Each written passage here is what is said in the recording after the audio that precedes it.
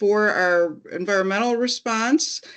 Today we have with us Santina Wertman with the U.S. Environmental Protection Agency, Great Lakes National Program Office, who is also one of the co-chairs of the Annex 4 subcommittee and does a terrific job leading our very large group of folks that are active on this in the policy field. So go ahead, Santina. We'll see if we can make this work. Yep, I hope the slides run smoothly and everyone can see them okay. Appreciate you inviting me today. I really like to have the opportunity because I do work at kind of that more regional level with all the states and with Canada to be able to sit in on meetings like this with individual states. And of course, Ohio, you're at the forefront, right, of what meeting these goals and what it's going to take. All eyes are on you. So it's just so great to hear all the work that's happening in Ohio. And every time I come to a meeting, I learn something new, even though I thought I was working pretty closely with you guys already, but I always learn something new. So it's good. I was going to go into more of the data. Now let's see if this will let me advance. I wanted to first just give a little bit of context for, what EPA's role in this is, in all this work in general. And then I have a lot of charts and figures and graphs about phosphorus and conditions in the lake. And then I will do my best, because I am not the person who does that analysis, but I will do my best to explain what we're seeing and leave you with some kind of key takeaways.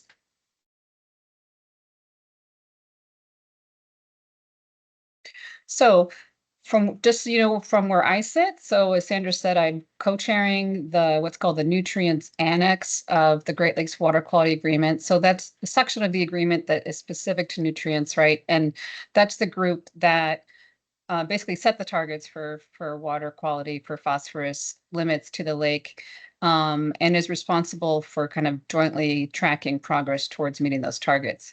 And I sit in the Great Lakes National Program Office of EPA. So I'm in a non-regulatory part. These are Clean Water Act programs that we're administrating, but I'm not really involved in permitting,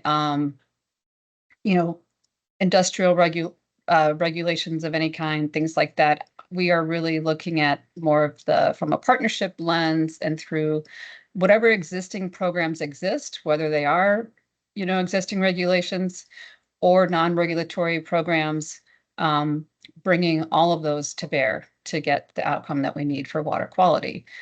So the two main programs would be the Great Lakes Water Quality Agreement and then the GLRI. So the GLRI, I think you're probably all very familiar with that as well. It's a very large funding program we have in the U.S.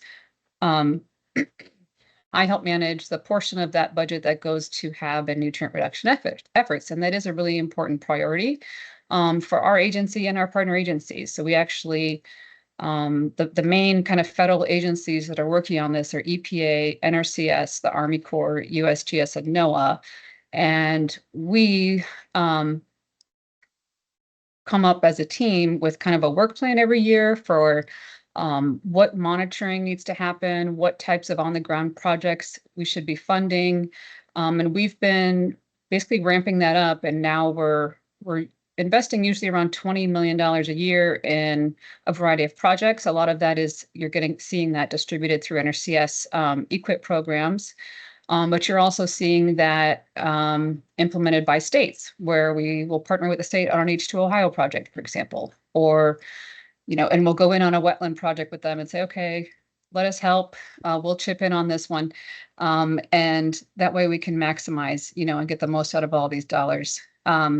We also are supporting a lot of the work that NGOs are doing, like the Nature Conservancy, to do that outreach and engagement with farmers. We had a recent GLRI project called Farmer Advocates for Conservation, and the Nature Conservancy just got another award that's going to kind of build off of that project. So we feel like we can help fill in some of those gaps. So there's a lot of money out there to do to help farmers with like implementing the practices, but finding those people, getting the resources to them, that's where EPA can help. And the other main place that we step in as the federal agencies, I think, is with really robust science. So, all the HABs monitoring and tracking that you see in the forecast, we're funding that through GLRI. It's part of an intentional, a program that we make sure that that's going to happen every year. And we fund a number of other water quality monitoring and assessments. And it's not so much about the funding, but just so that you understand, like we all have this kind of mission, you could say, like we're all coordinating and rowing in the same direction here to try to do this together as a partnership. And then I'm going to go ahead and skip this, but you'll have this for reference. It's just, there's a couple links here you might want to look back on, talking more about some of what the federal agencies are doing. I'm hoping, you may have noticed that we haven't issued our federal overarching U.S. domestic action plan update yet. So I would hope that I would get another chance to talk to you about all the great stuff we're doing at the federal level, if and when we release that document and we get to have some webinars and discussions around that. But for today, I don't want to keep us from getting into the data. And then just one last thing here is that there are these multiple action plans, right? And each jurisdiction has one, and each jurisdiction has their own set of authorities and programs and ways that they can approach things. But to understand that we're all working under a framework of a binational strategy that was developed across all these jurisdictions and with all the federal partners and with Canada. So it really is all aligned. So now getting into some of the data. So I think everyone knows those phosphorus targets are pretty straightforward, right? But I think measuring progress against them is not as straightforward. It's not just, did we meet it this year or not? It's a lot harder to figure out if and how things are changing. And I'll go through today a lot of different charts, and you've seen many of them before, I'm sure. And there's so many ways that we try to measure the phosphorus. So even the targets that we set targets for HABs, and we set targets for hypoxia. We set targets for total phosphorus coming from certain basins. We set targets for specific tributaries for just the spring. So there's a lot of different ways we're looking at it, whether it's basin-wide, specific tributaries, the time of the year. I'll talk about, the form of the phosphorus. There's so many factors, and we have to really look at it a bunch of different ways.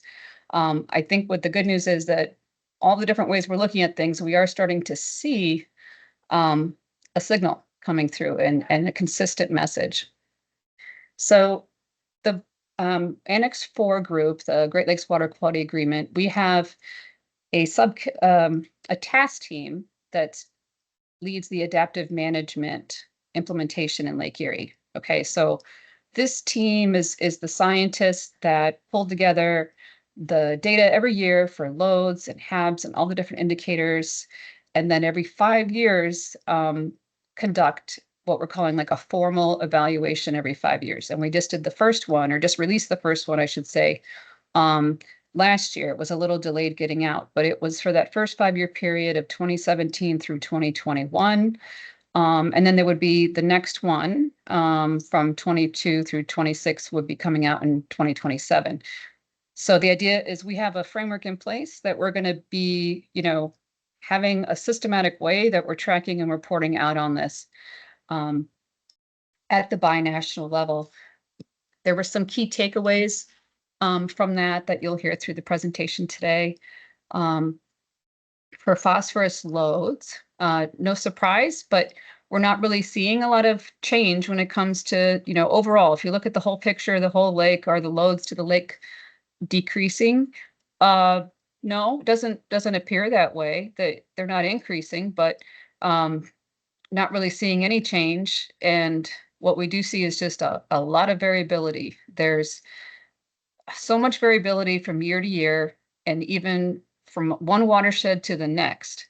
In some years, you'll see some tributaries met the target for one of their parameters, say for total phosphorus, but then they don't meet it for dissolved phosphorus.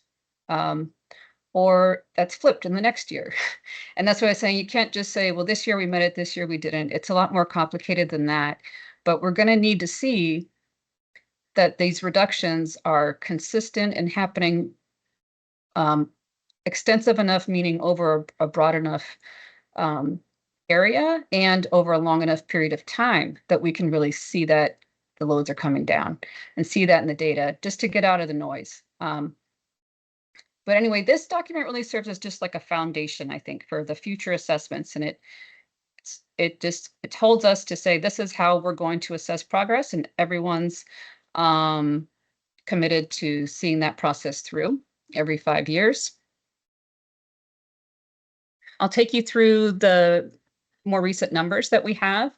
So this is the most current loading information we have through 2024. So the main target that we have at the binational scale, US and Canada's target is to not load more than 6,000 metric tons of phosphorus annually into the western and central basins of the lake. And that's this red line going across on the chart here. The stacked bars are how we come together, the US and Canada, with the states, and we put all our data together to calculate the loads coming in every year. And we parse that out a little bit into source in terms of direct point source versus just not non-point source in general. We can't get too specific with the sources at this high level, but it does let you see how the non-point tributary discharge is really what's changing every year and what's driving those increases and decreases. And you can also see that with the blue flow line, discharge line that we've plotted here on top, is that those loads tend to be pretty well correlated with flow. Now, if you look at the more recent years, I will say, 2024, 68.51, that's pretty good. Getting closer, right? But doesn't matter. It's exceeding the target. The only times we've ever met the target or come under it is when it was an extremely dry year. This is very much driven by runoff. And as you know, the Maumee River is, as Josh was explaining, a small contribution in terms of how much water, but nearly half of the phosphorus is coming in from the Maumee, and that's why we're so focused on the Maumee that we set a binational target to work to reduce phosphorus loads from the Maumee. So we drill in. We start out at that 6,000 metric tons, and then we start to drill into tributaries. And we will look at, for example, in the US, our main tributaries are Maumee, Detroit, Sandusky, and the River Raisin in Michigan. And we're tracking all of these. So this is a similar type of chart, just showing the red lines here are the targets, right? But I don't want you to, read into the charts too much. It's just to show you that we have to track for each tributary then that there's total phosphorus loading, total phosphorus concentration. There's, whoops, I'm sorry, I can't see that very well. We look at annual loading, spring loading, total phosphorus, dissolved phosphorus. So when I start to see all these charts, I just start to get dizzy. Here's the one I'm going to try to key in on more today is the Maumee River Spring. As you may have heard, we're starting to maybe see some signs of progress in terms of the spring loads, right? So loading from SRP in the top right has been pretty low and approaching target levels the past few years. But you also see that blue line that discharge is low. And so people are really wanting to know, okay, if we start to approach the targets, does that mean because we're doing something, or was it just luck because it was a dry year? We also are able to drill in, obviously, to much more detail within the watersheds, right? So Ohio Lake Erie Commission produces this really nice water quality monitoring summary fact sheet every year.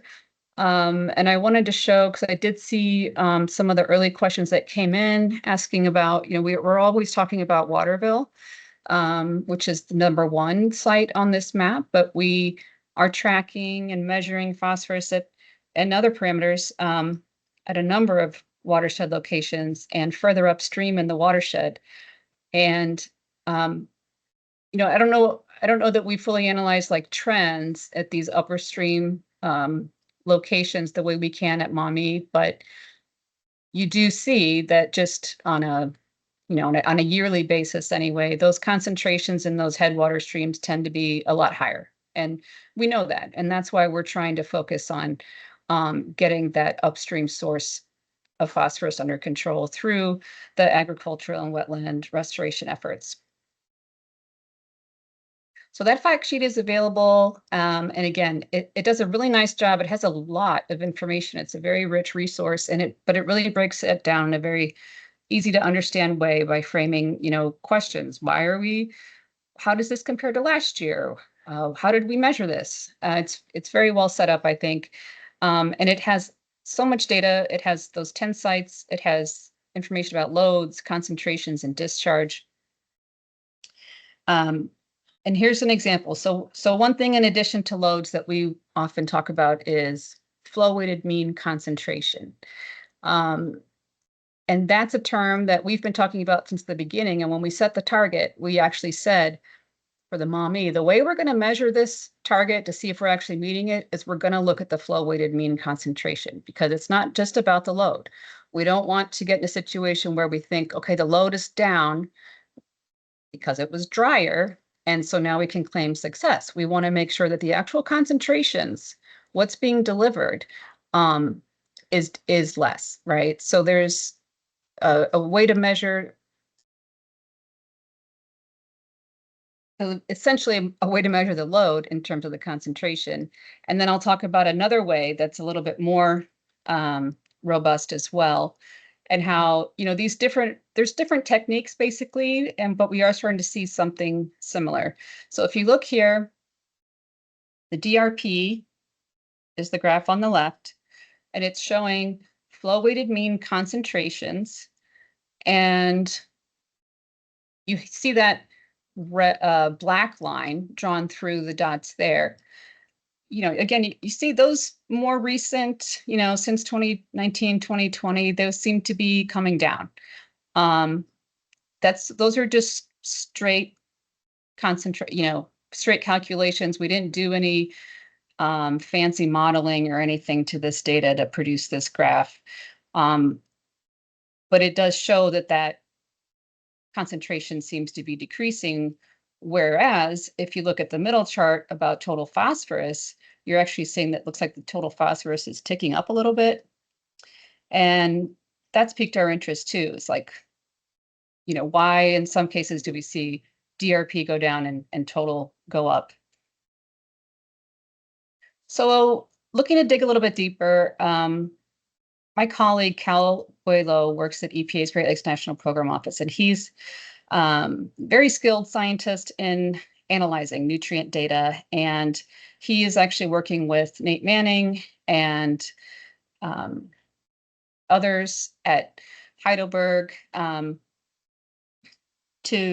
a paper to basically analyze data through 2024 and now maybe through 2025, using some more sophisticated statistical techniques and models. So they wanted to dig deeper to try to answer this question. If we're seeing a decline, how do you get at that? How can you tell how much of that decline actually happened because it was drier or because of something else? There's actually like less phosphorus coming in, right? So here again is the SRP loading. And you can see from the chart, it goes up and down every year, and it's it correlates very highly to the discharge. So to remove some of that variability, whoops.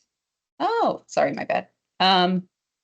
Okay, so for example, if you were to just talk about from the data itself, what does it say? You could say, well, if we compare these past 5 years to 2008, we see a 34% decrease in spring SRP load coming from the Maumee. And that is a big change. That would be great. But we have to keep in mind that during that same time, we also saw a 26% decrease in flow. So a lot of that is going to be just reflective of it being drier years. Okay. However, not all of it, and we're trying to tease out how much of it was not due to flow.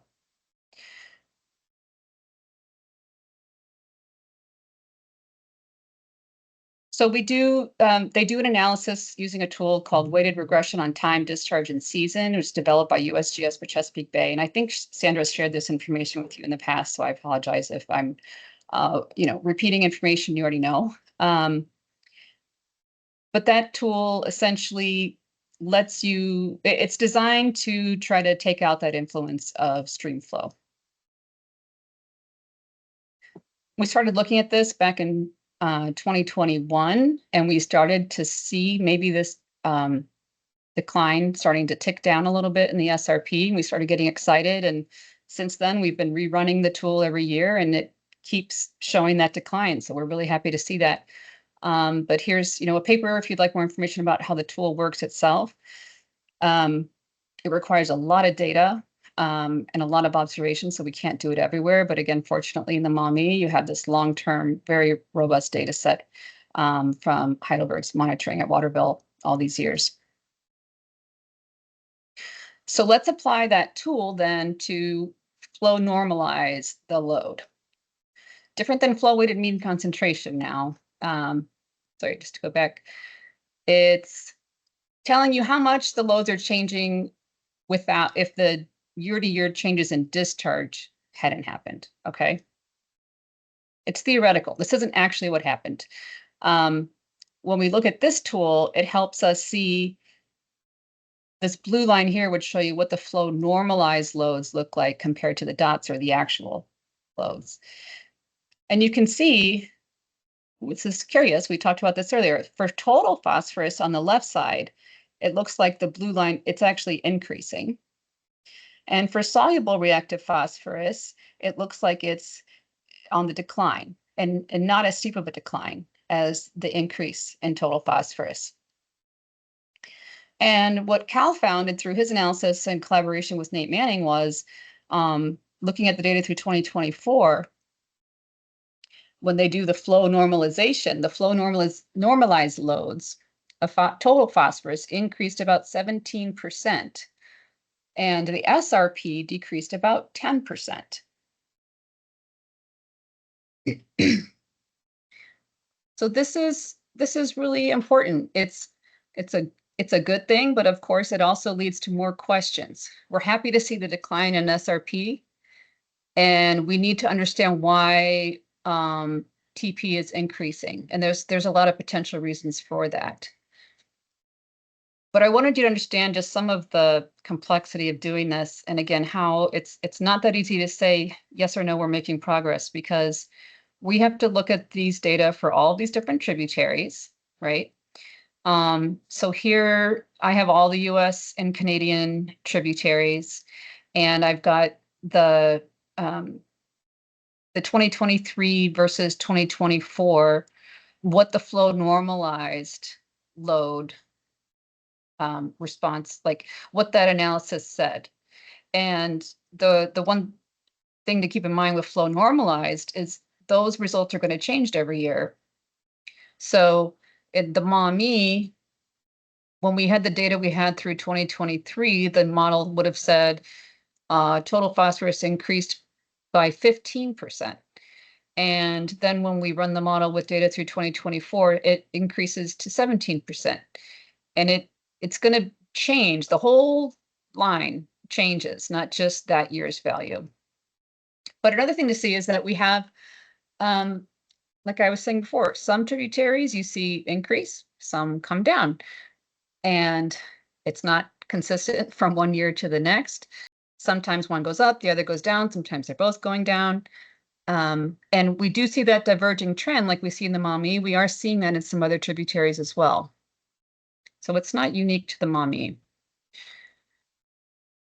And so recently, Cal and Nate and others presented at the June IAGLR conference in Milwaukee, and I just borrowed some of the kind of key conclusions from that presentation. And it was, again, the result of the analysis that the TP increased 17% while SRP decreased 10% since 2008. That's using that flow normalization approach. And that is very encouraging because that means that the decreases in SRP that we're seeing are not entirely due to flow. Something else is driving that change. There is a legitimate decrease happening. And we absolutely want to see that decrease happening in the SRP. That's always been our priority because that's the form of phosphorus that's so bioavailable to algae. So we're very encouraged by that.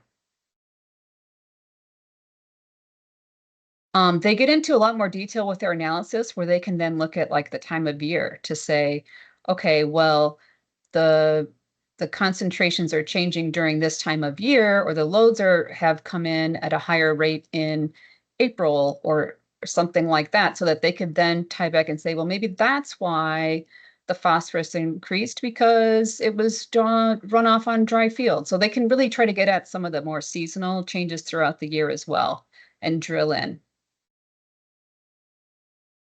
And another finding that all of this to keep in mind is that we have a lot of times extreme years. So we know 2011 obviously was a very extremely bad year.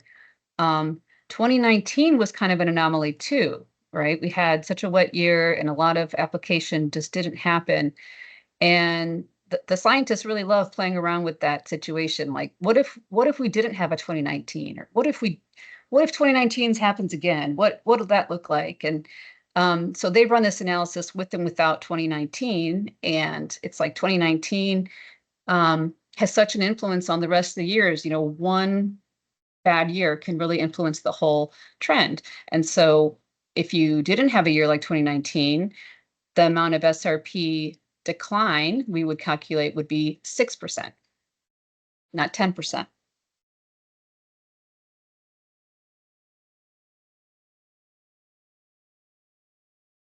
So now that that is all clear as mud, I'm sure a little bit more data just about what's happening in the lake. And this part I'll get through a little bit quicker. One thing I wanted to say was just, you know, it is important to think about all the ways that HABs impact people and, you know, how do you define improvement? You know, I don't think any one of us are going to stand up and say the blooms are getting better when there's still massive toxic algae and scums out on the lake. At some point during the summer each year, there's so many ways to measure that. How big is it? How long did it last? We're seeing blooms are starting earlier. How much scum is it versus just kind of distributed throughout in a more diffuse way?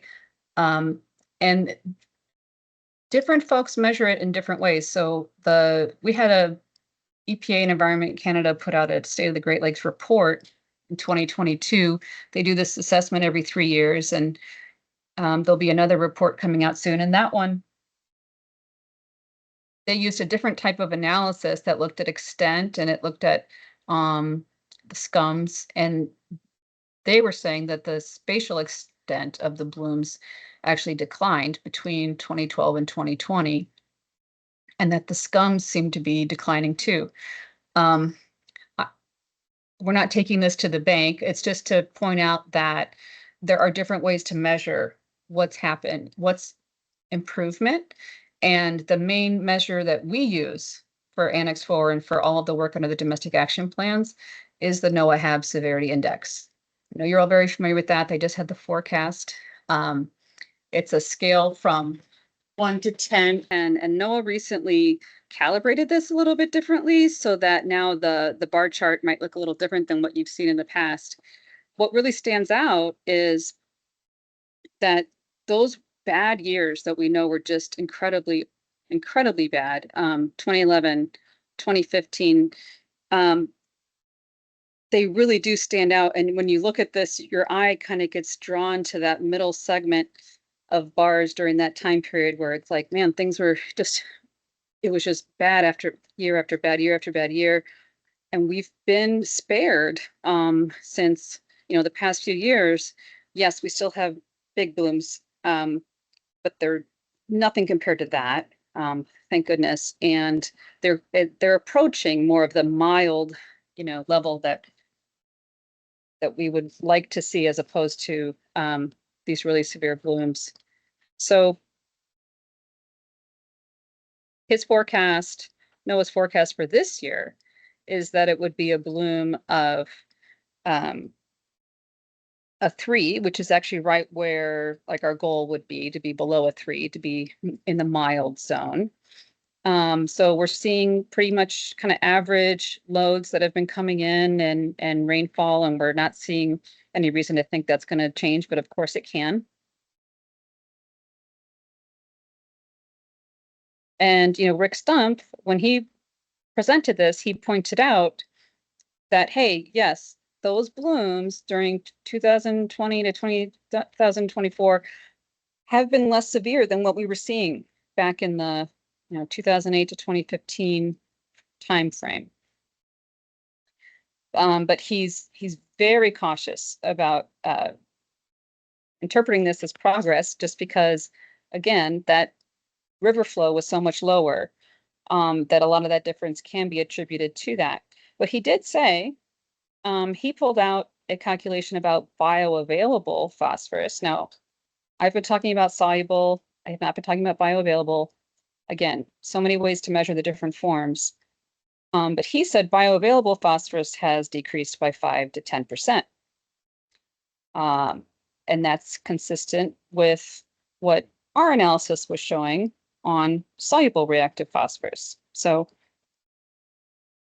and then Nate Manning, he also presented on that data in terms of the Heidelberg's data, what's coming in, and pointed out essentially that we're above targets, but we are starting to see decreases even when we correct for those changes in discharge. So the dissolved phosphorus, the bioavailable phosphorus, is lower than we would expect. And the total phosphorus is higher than we expect. And again, and that could be due to, he says, having that discharge early in the season pre-planting. So when the storms happen plays a role in all of this too.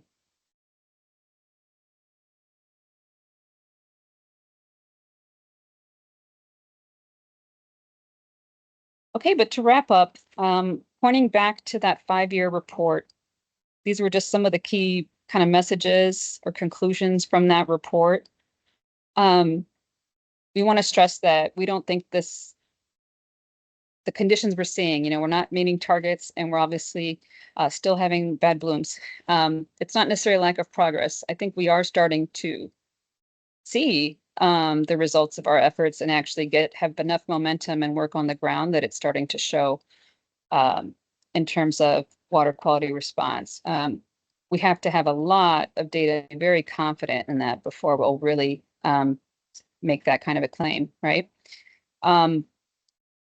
We would need to build on this and continue this momentum moving forward.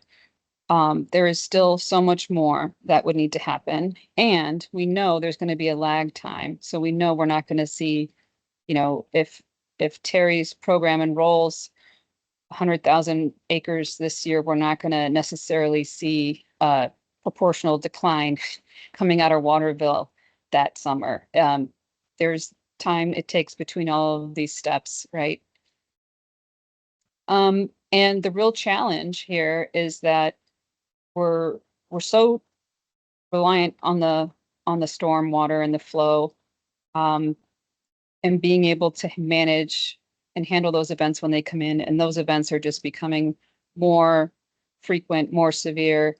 How would we maintain, something that works now, is it going to keep working into the future? I think you all are very familiar with the challenges here. It's a huge watershed. We're looking at voluntary adoption of conservation practices on millions of acres in this watershed. At the same time, there's phosphorus already built up in the soils, and storms happening even worse. But yet, the good news again, I think, as Nate pointed out in his presentation, we are seeing that the DRP does seem to be declining. And he had his slide here is just showing, for 2025 alone, is that where we would expect it to be? And it's actually below what we would expect it to be for how much flow we've gotten thus far this year. So that's a good sign. We're starting to see some good signs. Leave it there. And just here's our website, EPA's website, with a lot of this information about the different domestic action plans, and also the data is all available there on algae, which is the Erie stat page.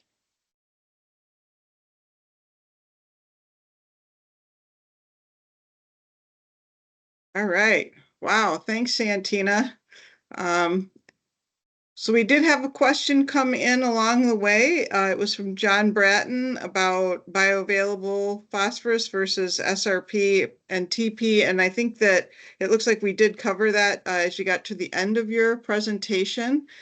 We have a new question in the chat. And this one says, Santina, it is too early and the data is incomplete to draw scientific conclusions. Yes, the measurements are correct, but we do not have all of the data. For example, what was the loading from Indiana and Michigan into the Ohio portion of the Maumee River watershed? Mm-hmm. Well, I do think we have some of that data, because we do have, let's see, stations. We have the one station at Antwerp that'll tell you what's coming into Ohio from Indiana. I think it's a fair point, right? We don't have all the information, but we're also never going to have all the information. And in the meantime, we're making real-time decisions and trying to make the best informed decisions that we can. So, I don't think we would on the other side say, hey, maybe we shouldn't do anything about this HABs problem because we don't have all the information about, how bad it is or how exactly. Sorry, this is a bit of a tangent, but Sandra, you'll remember working on the integrated report and assessment. The big question when deciding whether to have Lake Erie water bodies listed as impaired under the Great Lakes Water or under the Clean Water Act was, well, we have to make sure we know what it means for them not to be impaired first. Right. And that's, I think, an example of having kind of the data limit. It's like, well, no, you can see it's really obvious that there's an impairment. It's you don't have to have numbers to see it from the sky and everything. So there's a balance there. Right. We need to use the information we have and make the best decisions we can. I think we're trying to be very conservative in our approach. I don't think we're overstepping by when we say maybe SRP in the spring in the Maumee has declined 5 to 10% over the past, for the past 5 years compared to 2008. That's not a stretch. That we still have a long way to go, right? But it is a good sign. Yeah, I'll just point out there is a paper in press with those results, so that will be peer reviewed along the way here, and we should have that coming out at some point in the not too distant future. Next question from Sandy Bin. Sandra, before we jump to the next one, okay. I did want to give a shout out to the water monitoring summary that Santina mentioned, and that we're kind of working together on that expanded water monitoring summary, and that will highlight it. In my presentation, we kind of highlight that there's 29 monitoring locations in the Maumee watershed to think about where nutrient loads are coming from. Some of them are newer than others. Some have been there for a very long time. At this point, many of them have now been there for 10 years. So we're starting to hit some of those data windows that we need to kind of look at trends at different parts of the watershed. I think that'll provide some good insight as to, maybe what's driving some of these trends at Waterville. But that expanded monitoring summary is going to include all of the summary data for each of those gauges, not just in the Maumee watershed that I mentioned, but throughout the Lake Erie watershed. So I think that's going to be a good resource for folks, and I think it's going to help help understand, really what the investment in monitoring is to make sure that we're making data good decisions based on the best data that we have. So we do have those stations, many strategically located near, state lines, so St. Mary's going into Indiana, Antwerp with the Maumee coming back, St. Joe's at the Michigan state line, and St. Joseph's at the Ohio and Indiana boundary or near those locations as well. So, there's a lot of data out there. This is representing a portion of it. The expanded summary will represent a larger portion of it. And there's also a research project with Heidelberg ongoing right now where they're looking at how to help us visualize and communicate the information we're getting from that very rich data set. And we're hopeful that we'll get something good out of that to help drive conversation down the road. Sorry, that was kind of maybe a bit more than a little, but really a lot of things going on in that space. Yep, thanks, Josh. That's helpful to clarify. And when that expanded monitoring report is ready, it will be on the website with the water monitoring summary, where the previous expanded monitoring report also is. And Sandy Bin asks, does water temperature impact the size of the harmful algal bloom? I'm going to jump in on that one.